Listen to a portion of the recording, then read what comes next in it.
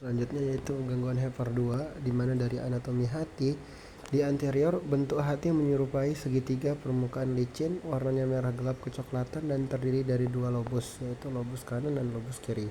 Di mana kedua lobus itu dipisahkan oleh yang namanya ligamentum falciforme, di mana di inferior terdapat visura untuk ligamentum teres hepatis, di posterior terdapat visura untuk ligamentum venosum. Ligamentum teres hepatis merupakan sisa dari vena umbilicalis fetus atau janin.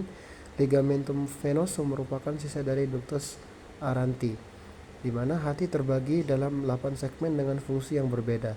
Pembagian menjadi 8 segmen didasarkan pada pedikel pembuluh darah dan saluran empedu yang dimiliki oleh masing-masing segmen, di mana secara mikroskopis dalam hati manusia terdapat 50.000 sampai 100.000 lobuli. Setiap lobuli berbentuk heksagonal yang terdiri atas sel hati yang berbentuk kubus dan yang mengelilingi vena centralis. Di antara lembaran sel hati terdapat kapiler atau sinusoid yang merupakan cabang vena porta dan arteri hepatica. Canaliculi empedu berjalan di antara membran sel hati. Nah, untuk histologi sel hati itu hati terdiri atas bermacam-macam sel yang itu ada hepatosit 60% dari sel hati, sel epitel, sistem empedu, sel-sel non parenkim, endotelium, sel cover dan sel stellata. Nah, hepatosit dipisahkan oleh sinusoid yang tersusun melingkari eferen vena hepatica dan ductus hepaticus. Nah, untuk yang pertama itu ada abses hepar, di mana abses hati adalah infeksi pada hati yang disebabkan oleh infeksi bakteri, parasit, jamur maupun nekrosis steril dari sistem gastrointestinal, di mana ditandai oleh proses supurasi dengan pembentukan pus di dalam parenkim hati. Dapat dibedakan menjadi dua, yaitu abses hati ambelik dan abses hati pyogenik. Nah, abses hati pyogenik disebabkan oleh bakteri. Abses hati amuba disebabkan oleh entamuba histolytica. Untuk epidemiologinya, abses hati amuba itu banyak didapatkan di daerah tropis dan negara berkembang. Pada tahun 1995, WHO mengestimasi 40-50 orang yang menderita kolitis amuba dan abses hati amuba di seluruh dunia, di mana angka kematiannya 40.000 sampai 100.000 per tahun, di mana individu yang mudah terinfeksi itu penduduk di daerah endemis, wisatawan ke daerah endemis, dan homoseksual. Nah, untuk pemeriksaan penunjangnya yaitu ada leukositosis, abnormal tes fal hati, itu juga jarang terjadi. Hiperbilirubinemia didapatkan pada 10% penderita abses hati amuba. Peningkatan PPT atau plasma prothrombin time untuk pemeriksaan fesesnya, kista dan troposit teridentifikasi 15-50%, di mana aspirasi dari kavitas abses yaitu tropozoid ditemukan pada kurang sepertiga pasien.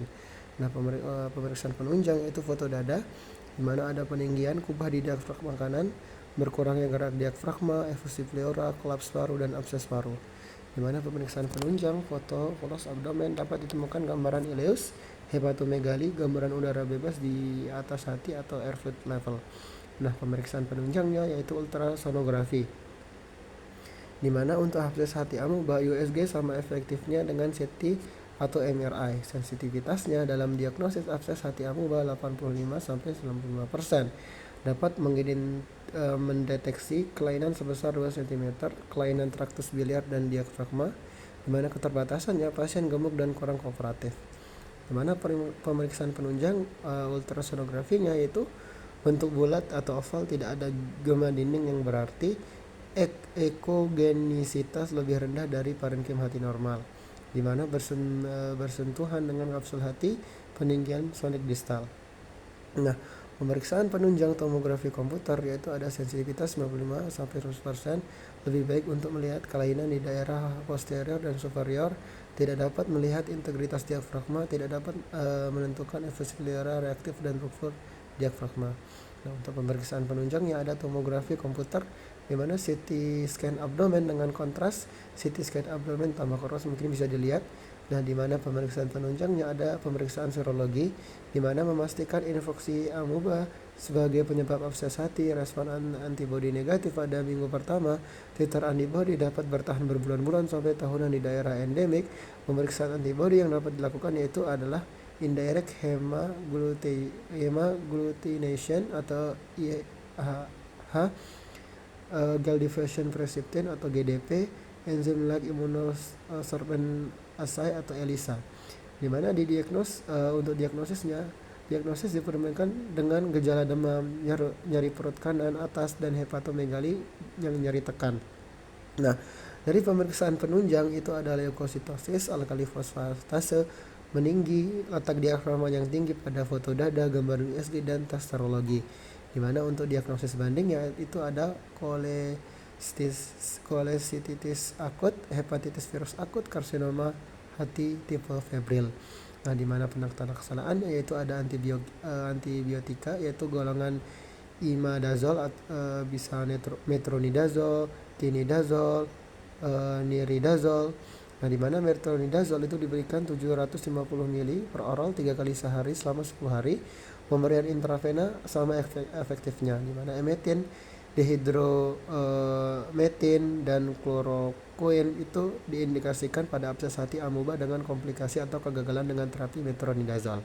Di mana untuk penelaksanaannya yaitu ada aspirasi jarum, diindikasikan pada pengobatan sistemik yang tidak menunjukkan perbaikan lebih dari 72 jam setelah pengobatan, berguna mengurangi gejala penekanan, menyingkirkan penyebab infeksi bakteri sekunder. Untuk abses dengan volumenya yaitu lebih dari 250 ml, aspirasi, mengurangi resiko ruptur. Di mana penata laksanaan yaitu ada drainase perkutan, berguna pada penanganan komplikasi paru, peritoneum, dan perikardial. Di mana tingginya viskositas cairan abses amuba itu memerlukan kateter diameter dasar untuk drainase adekuat. Di mana penata laksanaannya yaitu ada drainase bedah, diindikasikan untuk penanganan abses yang tidak berhasil membaik dengan terapi konservatif. Ada laparotomi, diindikasikan untuk pendarahan yang mengancam jiwa atau ruptur abses. Laparoskomi diindikasikan untuk mengevaluasi ruptur abses intraperitoneal. Terus ada yang namanya perlemakan hati, di mana perlemakan hati non-alkoholik atau NAFLDL, kelainan hati dengan gambaran steatosis atau perlemakan makrovesikular pada pasien yang tidak mengonsumsi alkohol dalam jumlah yang dianggap berbahaya bagi hati atau kurang lebih 20 gram etanol per minggu. Nah, untuk spektrum penyakit yaitu ada stenosis sederhana tanpa inflamasi dan fibrosis, steatohepatitis non-alkoholik itu adalah inflamasi dengan atau fibrosis, ada fibrosis, ada sirosis hati. Di mana secara definisi perlemakan hati non-alkoholik atau non-alcoholic fatty liver atau NAFL, di mana penyakit perlemakan hati non-alkoholik fatty liver disease NAFL ada steatohepatitis non-alkoholik atau non-alcoholic steatohepatitis NASH, itu merupakan perlemakan hati yang lebih berat. Nah, definisi lagi, perlemakan hati itu adalah kandungan lemak di hati sebagian besar trigliserida lebih dari 5% dari seluruh berat hati. Di mana diagnosis berdasarkan analisis spesimen biopsi jaringan hati itu ditemukan minimal 5-10% sel lemak dari keseluruhan hepatosit. Di mana untuk konsumsi alkohol sampai 20 gram per hari masih bisa digolongkan sebagai non-alkoholik. Nah, untuk epidemiologinya yaitu prevalensi NAFLD meningkat sebanding dengan peningkatan kejadian obesitas dan DM tipe 2. Nah, prevalensi NAFLD itu 15% sampai 20% pada populasi di dewasa di AS, Jepang, dan Italia. Fase yang lebih terlibat itu ada steatohepatitis non-alkoholik berkisar 20-30%. Di Indonesia, Hasan dan kawan-kawan mendapatkan prevalensi perlemakan hati non-alkoholik 30,6%. Nah, di mana epidemiologinya yaitu stenosis non-alkoholik dapat terjadi pada semua usia, terbanyak pada dekade 4 dan kelima. Jenis kelamin yang dominan berbeda-beda dengan berbagai penelitian. Kondisi yang sering berkaitan dengan perlemakan hati non-alkoholik adalah obesitas, DM tipe 2, dan dislipidemia. Mungkin bisa dilihat dari patogenesisnya.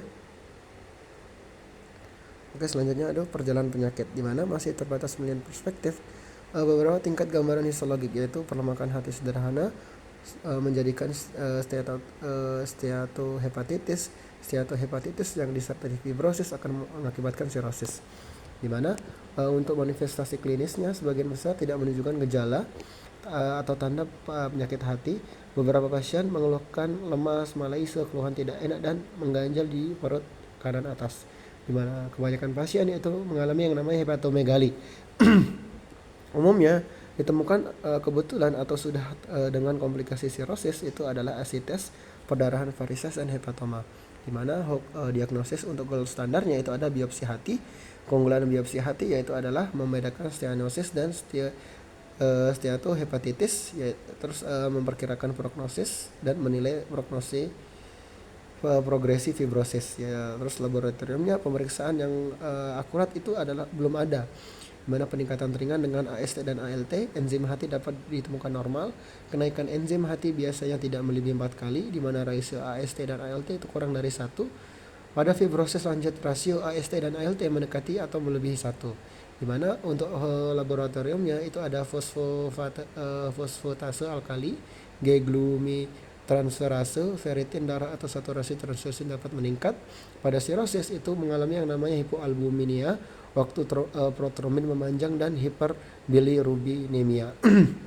Dan juga dislipidemia pada 21-83% pasien dengan peningkatan trigliserida, mana peningkatan kadar gula darah juga bisa ditemukan. Nah, evaluasi penceritaannya yaitu USG pilihan terbaik dengan sensitivitas 89%, spesifisitas 93% dalam mendeteksi steatosis, di mana infiltrasi lemak di hati akan menghasilkan peningkatan difus eksogenisitas yaitu hyperochoic bright liver, di mana evaluasi penceritaan selanjutnya yaitu pada CT scan itu gambaran parenchyma hati dengan densitas rendah yang bersifat difus atau lokal, di mana MRI itu membedakan nodul akibat keganasan dari infiltrasi vokal lemak di hati.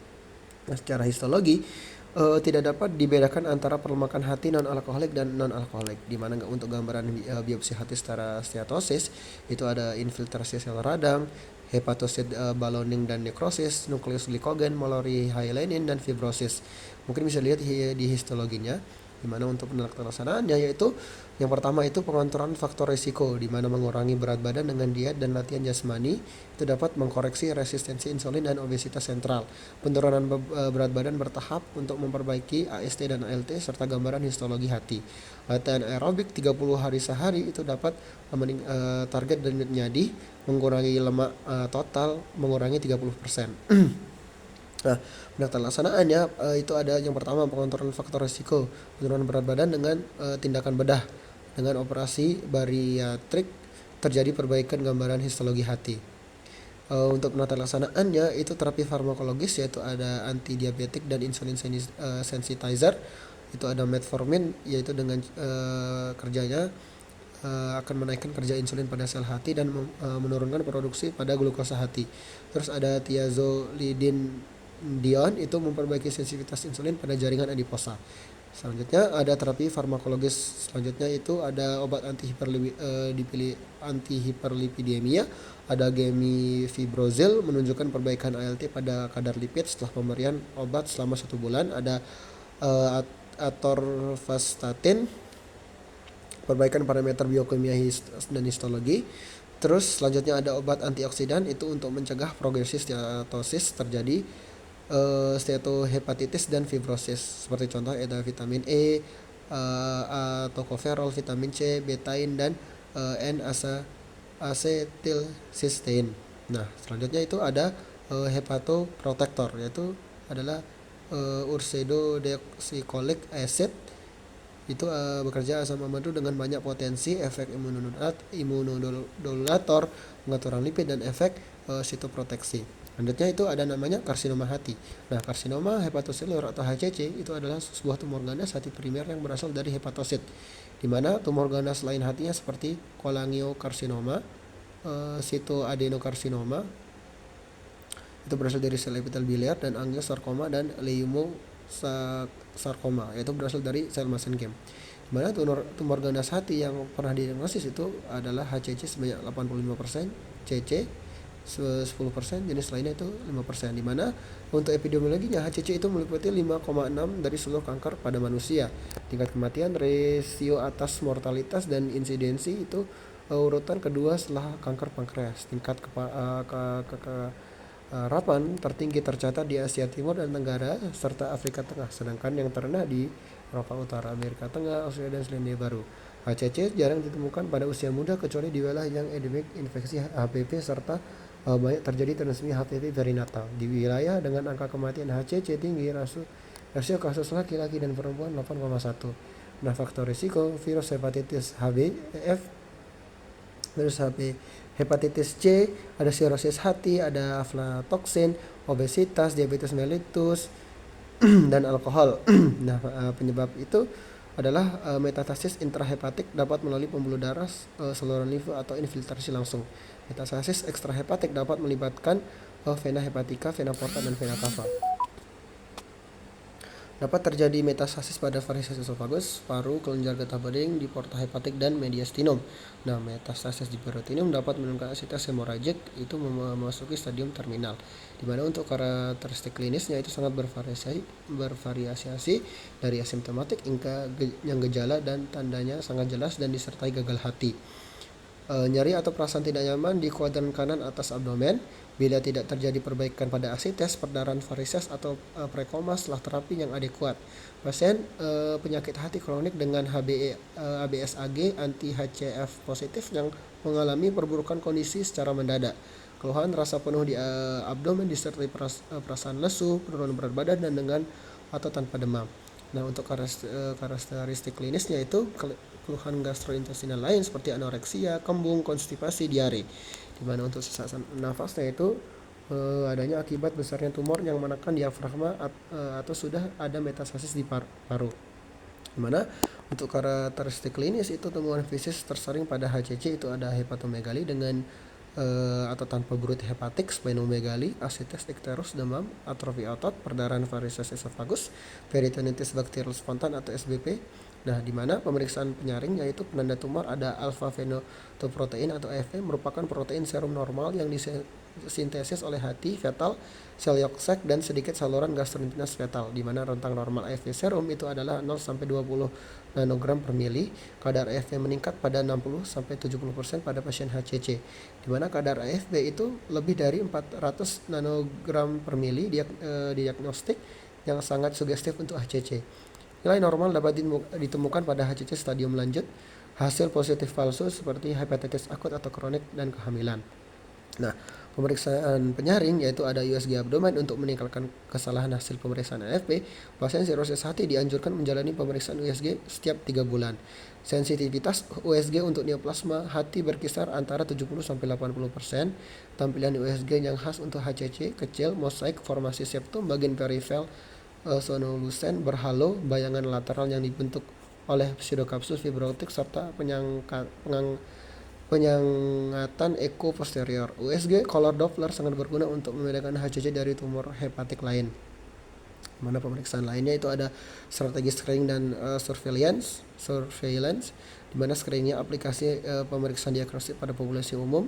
Surveillance, aplikasi berulang pemeriksaan diagnosis pada populasi yang berisiko untuk suatu penyakit sebelum ada bukti bahwa penyakit tersebut sudah terjadi.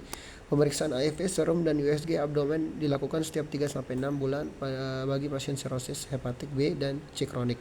Nah, untuk di diagnosis selanjutnya itu ada diagnosis HCC menurut Barcelona East Conference, yaitu ada kriteria sitohistologis, kriteria non-invasif khusus untuk varises sirosis hati, ada kriteria radiologis, koinsidensi, 2 cara imaging USG, CT scan, MRI, dan angiografi di mana ditemukan lesi lokal lebih dari 2 cm, hipervaskularisasi arterial.